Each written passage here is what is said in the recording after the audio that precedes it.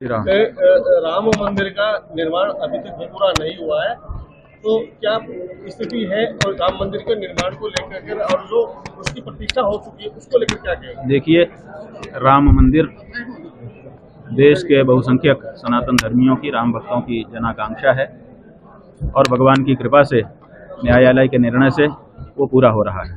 इस समय अयोध्या में निर्माण का कार्य चल रहा है, बहुत अच्छे से चल रहा है। भव्य मंदिर का निर्माण हो रहा है और जैसा कि हम लोगों ने पूछा और जाना है, लगभग 3 वर्ष, 2.5 वर्ष, 3 वर्ष अभी और लगेंगे, तब मंदिर पूरी तरह से निर्मित हो जाएगा। जब मंदिर बन जाएगा तो स्वाभाविक है कि प्रतिष्ठा का कार्यक्रम आरंभ होगा। अभी जो कुछ हुआ है वो एक राजनीतिक कार्यक्रम था, वो हो गया, अब उसको भूल जाइए।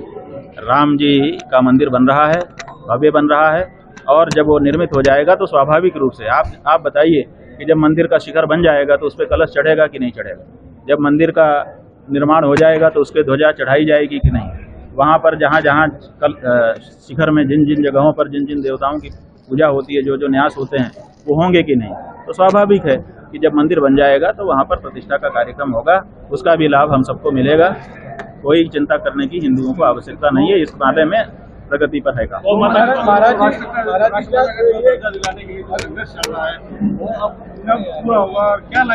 गौ माता जो है ये हिंदुओं के लिए पहला काम है। देखिए, हमारे घर में जब रोटी बनती है तो हम भगवान को बहुत मानते हैं, लेकिन भगवान को पहले थाली नहीं निकालते। हम गुरु को बहुत मानते हैं, लेकिन उसका भी पहली रोटी नहीं निकालते। पहली रोटी गाय की निकलती है। इसका मतलब है कि हमारे लिए सर्वप्रथम गाय है। इसलिए गौ हत्या बंद करना और गौ माता को पशु की सूची से हटा करके राष्ट्र माता के रूप में प्रतिष्ठित करना, ये इस समय की हम लोगों की जिम्मेदारी है।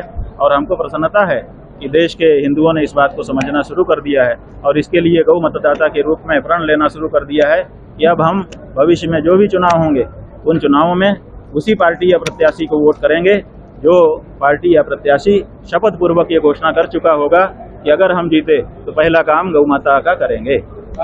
NSVI से हम कभी भी संबद्ध नहीं रहे। हाँ, अखिल भारतीय विद्यार्थी परिषद से जरूर हम संबद्ध रहे। जब हम पढ़ रहे थे उस समय छात्र नेता के रूप में छात्र संघ के अध्यक्ष का पद चुनाव हमने अखिल भारतीय विद्यार्थी परिषद के पैनल से लड़ा था और अध्यक्ष बने थे। तो इस तरह का आरोप हमारे ऊपर लगाना, ये केवल दुष्प्रचार करने की भावना है, इससे ज्यादा कुछ नहीं। तरह से उठाई ही नहीं है कि राजनेता उससे बन जाएं। अब पहली बार देश के बहुसंख्यक हिंदुओं ने मतदान से गौ माता के मुद्दे को जोड़ दिया है और किसी भी राष्ट्र पार्टी को मतदान तो चाहिए ही होता है। इसलिए अगर उनको मत चाहिए होगा तो वो गौ माता के बारे में अपनी प्रतिबद्धताएं सार्वजनिक करेंगे। महाराज जी, क्या कारण है कि इतने सारे लोग आए उसके अयोध्या में जो आयोजन हुआ, बड़े बड़े संत और सब लोग आए, केवल मात्र आपने जो है उसने ये खुलकर कहा कि ये पूर्ण नहीं हुआ है। बहुत से लोगों ने उसे एक्सेप्ट किया और मंदिर के अंदर भी गए। देखिए, सबकी अपनी अपनी व्यवस्थाएं होती हैं, सबके अपने अपने व्यवहार होते हैं, सबका अपना अपना। ये व्यक्ति बहुत गलत है, ये बीच में बोलने लगता है। बाद में भी तो पूछ सकते हो, तुम इतनी जल्दी क्या है तुमको? अभी हम इनकी बात बता रहे हैं। तो हमारा ये कहना है कि सबका अपना व्यवहार करने का, रिएक्ट करने का तरीका होता है। तो अपना व्यवहार होगा, अपनी उनकी प्रतिबद्धता होगी, उनकी क्या मजबूरियां हैं, हम सब कुछ तो नहीं जानते, इसलिए किसी के बारे में हम कुछ नहीं कह सकते। हाँ, हमने जो हमको उचित लगा, सच लगा वो कहा।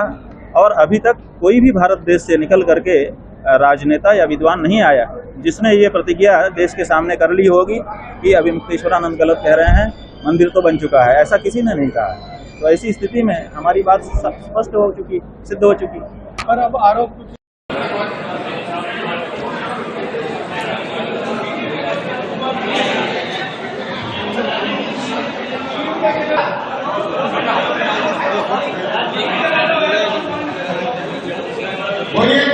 शंकराचार्य भगवान की जय।